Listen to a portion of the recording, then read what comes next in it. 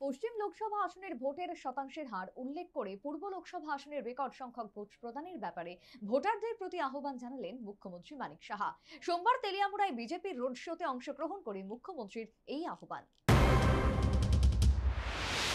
আগামী ২৬ এপ্রিল পূর্ব লোকসভা আসনে নির্বাচন, সেই আঙ্গিকে ওই কেন্দ্রে প্রচার শেষের সময় আসন্ন।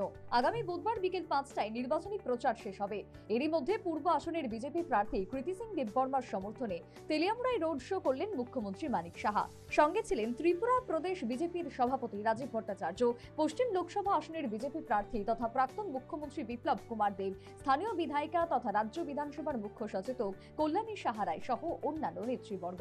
রোড শোতে নিজেদের ভাষণে উপস্থিত নেতৃত্ব পূর্ব লোকসভা আসনে বিজেপি প্রার্থী কৃতি সিং দেববর্মাকে বিপুল ভোটে জয়ী করার আহ্বান জানিয়েছেন। এক্ষেত্রে ব্যতিক্রমী বক্তব্য রাখলেন মুখ্যমন্ত্রী মানিক সাহা। পশ্চিম লোকসভা আসনের ভোটের শতাংশের হার তুলে ধরে পূর্ব লোকসভা আসনের রেকর্ড সংখ্যক ভোট প্রদানে ভোটারদের প্রতি আহ্বান জানালেন মুখ্যমন্ত্রী। বন্ধুগণ, ২৬ তারিখ একই কথা বারবার আমরা বলবো, তবে একটা কথা আপনারা সবাই জানেন বোধহয়, গত ১৯ এপ্রিল যে পশ্চিম আমাদের আসনে যে ইলেকশন হলো, ত্রিপুরার নাম আগে কেউ জানতো না। এখন প্রতিটা ক্ষেত্রেই ত্রিপুরা সবসময় উপরের দিকে থাকে। ত্রিপুরাতে 81% উপরে আমাদের মতদাতারা ভোট দিয়েছেন। আমি আশা করব যে এটা সারা ভারতবর্ষের মধ্যে এটা হাইয়েস্ট ভোট এবং সর্বনিম্ন কে ভোট পেয়েছে জানেন তো, বিহারে।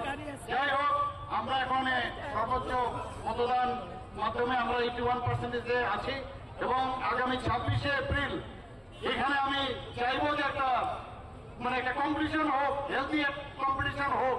এখানেও কম তো হবে না, কিন্তু সমান হতে হবে, নতুবা তেলিয়ামুড়া টাউন হলের সামনে থেকে এই রোড শো শুরু হয়, তা শহরের বিভিন্ন পথ পরিক্রমা করে মোটর স্ট্যান্ডে গিয়ে শেষ হয়। রোড শোকে ঘিরে বিজেপি নেতাকর্মী সমর্থকদের পাশাপাশি স্থানীয় সাধারণের মধ্যে যে উচ্ছ্বাস পরিলক্ষিত তা অভূতপূর্ব। Bureau report, news vanguard.